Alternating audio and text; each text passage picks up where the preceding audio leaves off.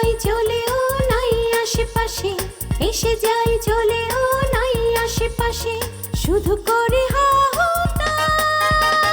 বাকুমটা বাতাস, হায় রে বাকুমটা বাতাস। জেগে থাকে ঘুমে, ঘুম না তো ভাঙে, জেগে থাকে ঘুমে, ঘুম না তো ভাঙে, উপরে নীল আকাশ। ইতি উতি খুঁজি, ইতি উতি খুঁজি, ইতি উতি খুঁজি, ইতি উতি খুঁজি, আছে মন গাঙে করি নাই রে তালাশ। বাকুমটা বাতাস, হায় রে বাকুমটা বাতাস। আব্বা আমারে ছবিটা দেখানোর আগে সত্যটা জানে নিলে পারতা। যদি আমি খারায়া ফারুক ভাইয়ের লগে কি কথা কইতেছিলাম। ও আচ্ছা, আপনিও সত্যি কথা কইতেন, আর সেই সত্যি কথাটা ও আইসা আমারে কইতো, আর আমি সেই সত্যি কথাটা জানতাম। এখন তুমি মকবুল চাচার কাছে যাবা, গিয়া কইবা যে এই বান কাটানোর মন্ত্র আমি শিখে আনিছি। মকবুল চাচার বান তুমিই কাটাইবা, এটা গিয়া কইবা। তারপর আর কি, তুমি একটা হুদাই ঝাড় ফুক মাইরা সারা শরীর ফইট হয়ে আয় পড়বা। এখনো আমার নাম আপনার মনে আছে? আমি সহজে কোনো কিছু ভুলি না। না না, সেটা তো স্বীকার করতেই হইব। আপনি একজন ডাক্তার, তো ব্রিলিয়ান্ট হওয়াটা স্বাভাবিক। স্মৃতিশক্তি আপনার ভালো হইব। বাবা, আমি যে কাজটা করছি সেটার ফল কিন্তু আমি ভোগ করছি। চাচা চাচি আমারে যা মুখে না তাই বলছে, এমনকি তোমার জালাল ভাই আমার সাথে অনেক রাগারাগি করছে। এইবারের মতো আমার মাফ করে দাও। তাহলে আমাকে বিয়াটা পড়াই দাও, তুমিও ঝামেলা মুক্ত হইবা আর আমরাও। তুমি বুঝতেছো না, তোমার জালাল ভাই যদি টের পায় যে আমি তোমাদের মধ্যে আবার ঢুকছি, ওর ঘরে আমার উঠতে দিবে না। তোমারে ঘরে উঠতে দিব নাকি না দিব এটা আমি কইতে পারবো না, কিন্তু আমি যে আর বাড়িতে ফিরে যেতে পারবো না এ বিষয়ে আমি নিশ্চিত। হয় আমার ফারুক ভাইরে বিয়া করতে হইব, নাইলে গলায় দড়ি দিয়া মরতে হইব। তুমি আমারে যেটা করতে বলতেছো সেটা করার চেয়ে আমার নিজেরও গলায় দড়ি দিয়ে মরে যাওয়া ভালো। ভাই, তোমার যা ইচ্ছা তাই করো, আমারে জড়াইও না। দেহ ভাবি, আমার যা কনের আসিল আমি কয়ে দিছি। আর তুমি ভাইবা দেখো, তুমি আমারে ফারুক ভাইয়ের লগে বিয়ার ব্যবস্থা করবা নাকি আমার মরা মুখ দেখবা? আচ্ছা ঠিক আছে, আমার কপালে কি আছে সেই চিন্তা না হয় বাদই দিলাম, কিন্তু তুমি যে ফারুককে বিয়ে করতে চাও সেটা কি ফারুক জানে? জানে না ভাবি। তাই না? তাইলে আর কি, রাজি করানোর দায়িত্ব তোমার। মানে ফারুকের মনে কি আছে এটা আমি কেমনে জানবো? জোর করে কি কাউরে বিয়েতে রাজি করানো যায় কও? ও যদি বলে যে ওই বিয়েতে রাজি না, তখন দেহ ভাবি, এত কিছু যাই না বুঝে আমি বাড়ির থেকে বাইরে নি। আর আমার কপালে যে কি মুসিবত আছে আমি কইতে পারবো না। তোমার এখানে নিজে যেমনি কইছো তুমি তেমনি তেমনি করো। বুঝছি, অনার্সটা অনেক বুঝি আসছে। আচ্ছা, এখানে দাদা এসে কথা বলাটা মনে হয় ঠিক হইতেছে না। চলো আমি মাকে খুঁজে দিই।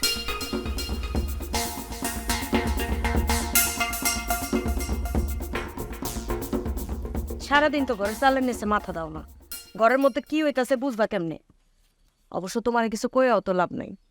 হঠাৎ করে এই কথা কইতে তো কেন বৌদি?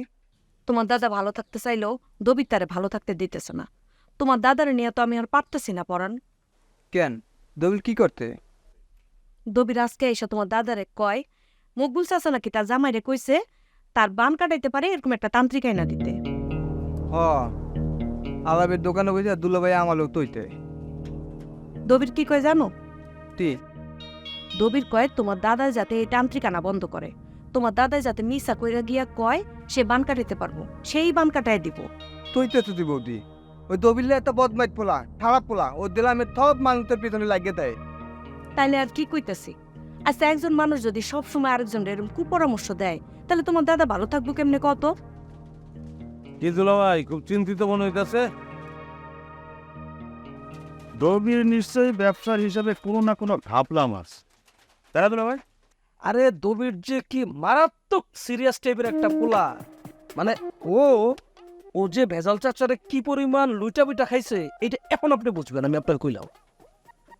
আরে আমার ধারণা সেসব কিছু নিশ্চয়ই দুলাভাই মনিবুল্লাহকে কোনো না কোনো ঝামেলা হয়েছে। আরে না না, তুমিও কারো ধারণাই ঠিক না। কোনটা ঠিক সেটা আপনার মুখ দিয়ে আল্লাহর রাস্তায় আপনি বলেন, তাহলে তো আর সবাই গবেষণা করার দরকার আর না দুলা। আরে ভাই, আমার শ্বশুর আমার একটা ব্যালেন্স ঝামেলার মধ্যে ফেলা দিচ্ছে, সেই টেনশনে আছে। তুই এটা নতুন কি? রেজাল চাচার কাবি তুই মানুষের শুধু ঝামেলার মধ্যে ফেলান। এখন জামাই হিসেবে আপনার সে কি কইছে কি যে 1 মণ চালের মধ্যে 10 কেজির জায়গায় 12 কেজি ভেজাল দিতেই তো। তুমি মিয়া সেলিম কথাবার্তা না শুনে না বুঝা বেশি কথা কও। শ্বশুর আমার বেজার করতে কেবো কেন? হ্যাঁ, সেটা না আমি কোন তরিকার মানুষ? না আপনারে এটা সে বলবে না দুলা ভাই।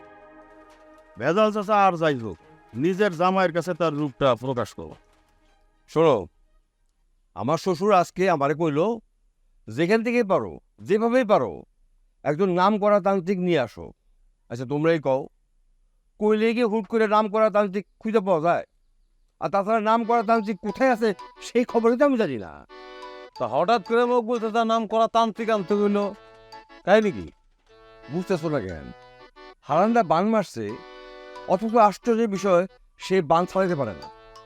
লোকটা কতদিন ধরে ভুগতেছে, এইভাবে দিকে মরার তো কোনো মানে হয় না, সেই জন্যই আর কি। আমি একটা কথা কই দিল ভাই, যে একটা কেন, তুমি পারলে 1 ডজন কথা কও। সবচেয়ে ভালো হয় তুমি যদি একটা তান্ত্রিকের খোঁজ দিতে পারো। মকবুল চাচা আর কিছুই হয় নাই, তান্ত্রিক দিয়ে কি করবেন দুলা ভাই? তুমি কি কইলা? বানের প্রভাবে মানুষটা প্রায় অর্ধেক হয়ে গেছে, আর তুমি কইতেছো কিছুই হয় নাই। আমি ভালো না, হ্যাঁ? কোন খারাপ কাজটা করছি আমি? তুমি কি ভালো দাম তর্ত এটা আগে দেখাও। তুমি যদি যেতে দেখাইতে না বলো তাহলে তোমার থর ধরবে থতা গেছে। এই দেখ পরান, তুই কিন্তু বেশি বেশি কইতেছিস কইলাম। হাসা কথা সবসময় একটু বেশি বেশি শোনায়। এই বদ মহিলা, এই কথার মানে কি? আমার কথার মানে একেবারে জলের মতো পরিষ্কার। তোমার যদি এত ভালো কাম করার ইচ্ছা থাকে তাহলে দবির বদমাশ জানার পরও তুমি দবিরের লগে সম্পর্ক রাখছো কেন?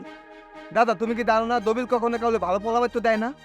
মজা লাগে, আমার মজা লাগে, সেই জন্য সম্পর্ক টিকেই রাখছি। শোন, ভালো কিছু করতে হইলে ভালো মন্দ সবার সাথে সম্পর্ক রাখতে হয়। বাবা কি সুন্দর কথা। আর সুন্দর কথা, সেইটা যদি না হয়তো তাহলে এরকম একটা পথ মহিলার সাথে আমি সংসার করতাম না। দাও দাদা, তুমি আমার মায়ের মতন বউ দিলে বদ তো বানা। আরে খালি পথ না, মহাপথ। আমার জায়গায় যদি অন্য কেউ হইতো তাহলে এতদিনে ওরে ঘাট ধাক্কা দিয়ে বাড়ির বাইর করে দিত। দেখছো দেখছো কি কয়ে গেল দেখছো? আমি চ্যালেঞ্জ দিয়ে আপনারা কইতাছি, ভেজাল চাঁদ মকবুল চাচার কিছুই হয় নাই, ডরের চোটে সে এরকম করতেছে। এটা কোনো কথা কইলা? তোমার এই কথার সাথে আমি একমত না। আরে ডরের কারণে মানুষের দিনের পর দিন বিশ্বাস করে থাকতে পারে না। দুনিয়ার আর কেউ বিশ্বাস করলো সেটা আমি বিশ্বাস করি না। যেহেতু বিশ্বাস না করার স্বাধীনতা সবারই আছে, দুলাভাই, তাহলে আপনারও আছে। শোনো লাই, যে লোকটা সারা জীবন টাকার পিছনে দৌড়েছে, খালি টাকা টাকা করছে, সেই লোকটা তার ব্যবসা বাণিজ্য টাকা পয়সা সব কিছু হিসাব আমার কাছে দিছে। তুমি কি মনে করো এমনি এমনি দিছে এটা? না না এমনিটা তো ওই রাজাভাই যে কথাটা কইছে না, এইটার পিছনে কিন্তু নিশ্চয়ই কোনো যুক্তি আছে। হ্যাঁ, আমারও তাই মনে। দুলাভাই, আমি যদি প্রমাণ করে দিতে পারি যে মকবুল চাচার হাসাই কিছু হয় নাই, ঠিক আছে, তুমি যদি প্রমাণ করতে পারো তাহলে আমি মেনে নেব তোমার দাবি। হ্যাঁ, তো অল্পতে হয়ে যাবো দুলাভাই। তাছাড়া কি করে আছে আলাই? এর বাইরেও রাজা যদি আমার কোনো শালীর বিয়ে করে তাহলে এতেও আমার কোনো আপত্তি নেই, আমি রাজি আছি। উত্তম প্রস্তাব। এটা কি বললেন? আপনার এই খাইসা শালী তো আমি পছন্দ করবো, আবার বিয়েও করবো, সম্ভব এটা? প্রয়োজনে রাজা ভাই সবকিছু ছেড়া ছুড়া জঙ্গলের মধ্যে গিয়ে একলা একলা বসবাস করবো, তাও ওইদিকে পাবা রাখবো না। আমার এত সুন্দরী সুন্দরী শালীরা যদি রাজার পছন্দ না হয় তাহলে আমার কিছু করার নাই। ঠিক আছে রাজা, তুমি তাহলে তোমার যুক্তি দেখাও। যুক্তি যদি তুমি প্রমাণ করতে পারো তোমার কথা ঠিক, তাহলে আমি সেটা মেনে নেব। হ্যাঁ ওইটাই যথাজ্ঞা দুলাভাই, আমি ঠিক সময় মতো প্রমাণটা আপনাদের দিয়ে দেবো। হয় নেই। ঠিক আছে, আমি সে অপেক্ষা রইলাম। রাজা ভাই কিছু ব্যস্ত? না, কেন? তোমার কাছে আমার একটু কথা আছে। বল। একটু সামনে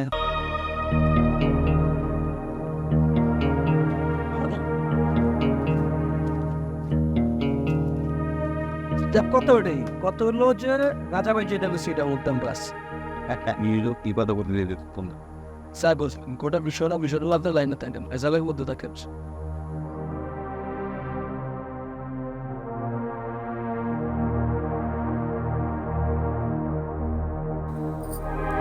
আজকে যে খালি তোমার জামাই ভাই আমার বাড়ি থেকে বাইর করে দিবে তা নয়, আজকে চাকরিটাও যাবে আমার। ভাবি একদিন না আমার জন্য চাকরিটা মিস দিলা, কিছুই হইব না। আর জ্বালার ফেরা তোমার কিছুই কইব না। কি হোক আর কি হইব না সেটা আমরা টের পাইতেছি। দেহ ভাবি, তোমার একটা কথা কই, অন্যায় করে মায়ের খাইলে সেটা পর্যন্ত সহ্য করা যায়, কিন্তু কিছু না করে যদি তুমি অপমানের ভাগিদার হও, সেটা কিন্তু কোনোভাবে মাইনে নেওয়া যায় না। তাছাড়া আমি কম কষ্টে এই সিদ্ধান্ত নেইনি। আমার লেগে নিলে এতটুকু মাইনা নাও তুমি, আমি তোমার কাছে সারা জীবন কৃতজ্ঞ থাকবো। আমি এখন আমারই নিয়ে ভাবতেছি না, আমি ভাবতেছি তোমারে নিয়ে। ফারুককে ফোন দিলাম, কিন্তু ফারুক যদি না আসে তখন? যে এমনি আসে অমনি কইবা। আচ্ছা, দেখি চেষ্টা করে।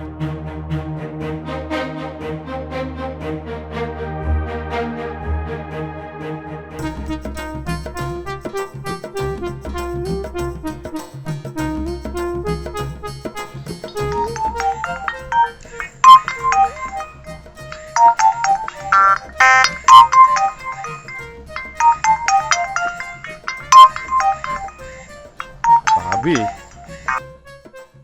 জি ভাবি, কি ব্যাপার হঠাৎ ফোন দিলেন যে? দেওরা কই তুমি?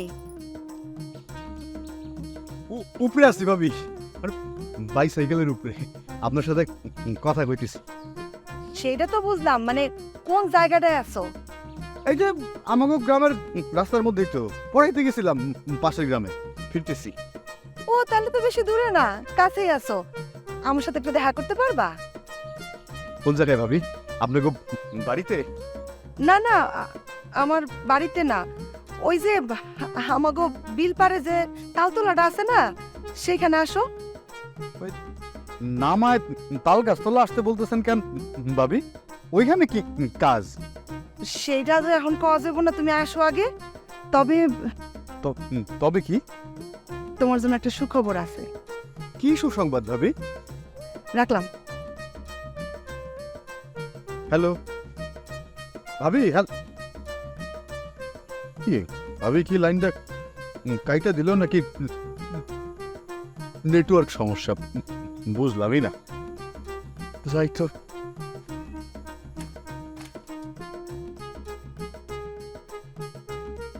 কি কইলো ভাবি? কিছু তো কইলো না। আচ্ছা, আই বুকে আইব না বুঝবো কেমনে? স্যামনে কইছি না, এসে পারবো না। চলো আমরা কি তালতলা নিচে তারাই। কি কি সমস্যা ক? সমস্যা তবে আমার না, তোমার। আমার সমস্যা কি? মোহর খোঁজ কিছু জানো? ওর খোঁজ? কোন খোঁজের কথা কইতাছিস তুই? কথাখান আমি তোমার কেমনে কমু সেটাই ভাবতেছি। আর বনিতা না কইরা যা কনে ডাইরেক্ট কর। মোহর যে আজকে বিয়ে করতেছে, এ বিষয়ে তুমি কিছু জানো না? ও বিয়া করতেছে? কেডা গুলো জানে? কেডা কইব আর, আমার নিচের কানে শুনে নিলাম আমি। কি শুনছস তুই? সে বাড়ি থেকে বের হয়ে গেছে বিয়ে করার লাগিয়া। কারে বিয়া করতে যাইতেছে? কারে আবার? ফারুকরে। কি করলি তুই?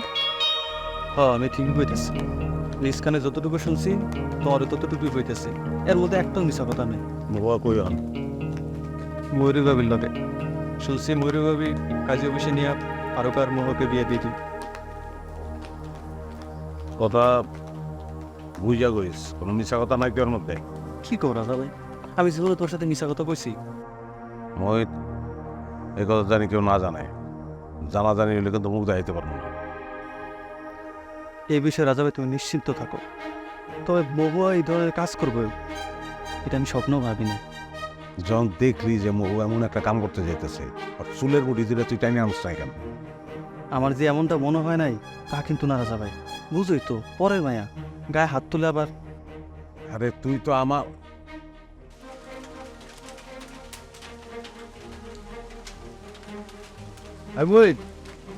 রাজারা সাইডে রেখে নিয়ে ঠিক কইলা? ওই রাজা ভাই মানে মৃত্যু হয়ে গেল। রাজা ওইভাবে কই যাইতেছে, একটা ঝামেলা হয়েছে, এই জন্য চলে গেছে। আরে কি ঝামেলা হয়েছে সেটাই তো শুনতে যেতেছি। বলো, আমি কিছু করতে পারলাম না দুলা ভাই, সবাই ঠিকই সব জানতে পারি। খুবই সব জানে, এটা সময় নদীর নাম বলতে আসবে, এটা কিছু মাথাটি চিন্তা নেই। ফরান, জি ম্যাডাম। শুনলাম তোমার দাদা নাকি কিসব তন্ত্রমন্ত্র করে। হ্যাঁ ম্যাডাম, ঠিকই শুনতেন। কিন্তু এইসব তো মোটেও ভালো কাজ না। আপনি ঠিকই কইতেন, আমার দাদালে এত গুলো বোধানো চেষ্টা করি তো কিছুতেই বোধে না, কেউ তো একটা বদ লোক, খারাপ লোক। জানেন ম্যাডাম, আমার দাদার লগে আমাকে আর মান সম্মান থাকলো না। ওনার তো তাহলে চিকিৎসা দরকার। এদিকে তো লোক চিকিৎসা করলে কি থালে? অবশ্যই এটা একটা মানসিক রোগ। অন্যের ক্ষতি দেখে যারা খুশি হয় তারা মানসিক রোগী। আপনি কি এর চিকিৎসা করতে পারবেন? আমি করতে পারবো না, কিন্তু এই ধরনের রোগের জন্য তো মানসিক ডাক্তার আছে, তাকে মানসিক ডাক্তারের কাছে নিয়ে যেতে হবে। হাইলে আর লাভ হইল না ম্যাডাম। কেন? কোনো লাভ হলো না কেন? এই সামান্য তথাটা বুঝলেন না ম্যাডাম? আপনি যে লোদের তথা তৈতেন, এই দেলামের মানুষ তো এদের লোকই মনে করে না। আর দেলালের লোক মনে করে না, তাহলে কি টাকা পয়সা খরচ করলে ওই ডাক্তারের কাছে যাইবে? লতই দেবে না? তোমার দাদাকে বোঝাও, বুঝালে সে বুঝবে না কেন? বলে ডাক্তার ম্যাডাম, আমার দাদা মেলা বুঝে, আমার কথার বৌদির কথা কোনো দামই নেই তার কাছে। দোতারার শব্দ শোনা যাচ্ছে, নিশ্চয়ই জালাল ভাই বাজাচ্ছে, তাই না? এই দেলামে দালাল ভাই তালা আজকে দোতলা বাঁধাইতে পারে না, নিত্যান্তে দালাল ভাই। তাড়াতাড়ি চলো, আজকে জালাল ভাইয়ের কাছ থেকে একটা গান শুনবো। চলেন ম্যাডাম।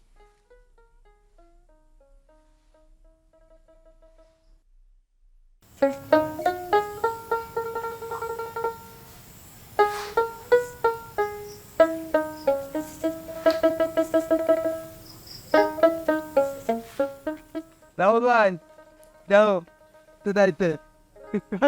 ম্যাডাম আপনি এদিকে যাচ্ছিলাম, তো আপনার দোতারার শব্দ শুনে গান শুনতে চলে আসলাম। শুনবেন, সমস্যা কি? বসেন ম্যাডাম, বস। আমার না মাঝে মাঝে নিজের কাছে অনেক ছোট লাগে, মানে আমি যে যখন তখন আপনার কাছে গান শোনার আবদার করে বসি, আপনার মুড আছে কিনা গান গাওয়ার, বা আপনি মাইন্ড করেন কিনা এইটাও কখনো জানার চেষ্টা করি না। ম্যাডাম যদি তো না, দালাল ভাই তো সবসময় বইতেই থাকে, তাল কাতে কেউ আইতা দান তুনুক, হাতে কোনো রকম মাইন তাল নাই। তুই দালাল ভাই ঠিক না? আরে ম্যাডাম, আপনার প্রশ্নের উত্তর তো পাইয়ে গেলেন, তাহলে দেরি কি? তাহলে গান শোনাই। হ্যাঁ চলেন।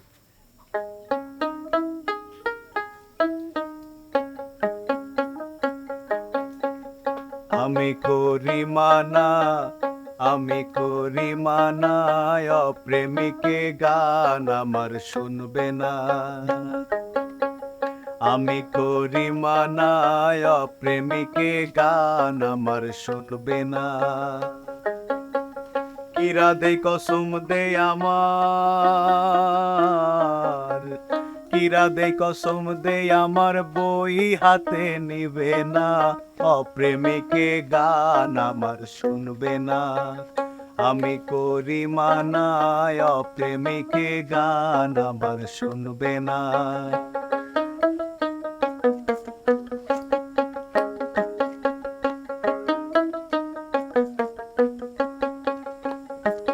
হাসন রাজায় কসম দেয়, আরো দেয় যে মানা। হাসন রাজায় কসম দেয়, আরো দেয় যে মানা। আমার গান শুনবে না যার, আমার গান শুনবে না যার, প্রেম প্রীতি নাই জানা। অপ্রেমিকে গান আমার শুনবে না। আমি করি মানা, অপ্রেমিকে গান আমার শুনবে না। কিরা দে কসম দে আমার, বই হাতে নেবে না। অপ্রেমিকে গান আমার শুনবে না।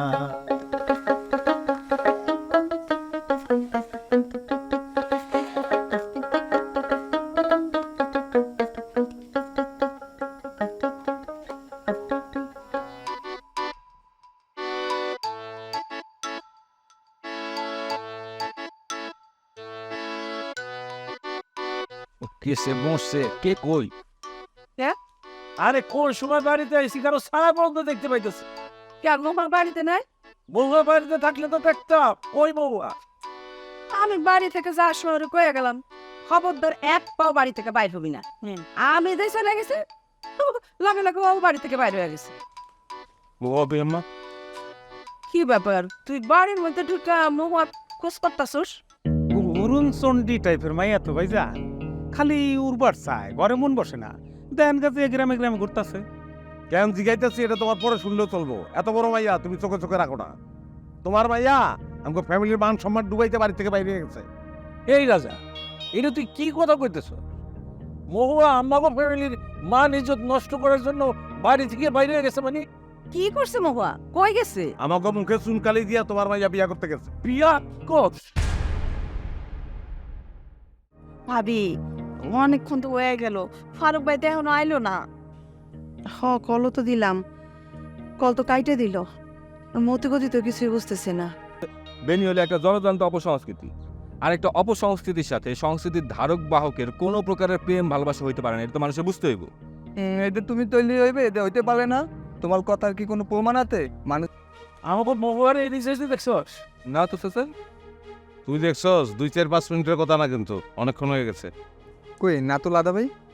আপনি এত করে যেহেতু কইতেছেন, তাহলে চলেন যে দুই কোন কাজের কাছে যাবো?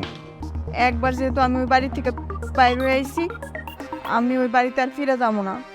এই তুই বড় হইছস, তোরে বাড়িতে নিতে গিয়া এমন কোনো ঘটনা ঘটাইতে না হয় যাতে গ্রামের মানুষ সিসি করে। যদি পায় এক দশমালা, যদি পায় এক দশমালা, কেউ হবে না নিরাশ।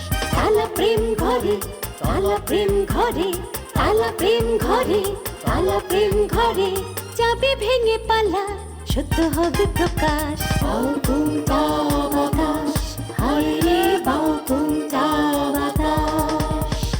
ঘুরে ঘুরে ওরে ওরে, ঘুরে ঘুরে ওরে, ঘুরে ঘুরে ওরে ওরে, ঘুরে ঘুরে ওরে।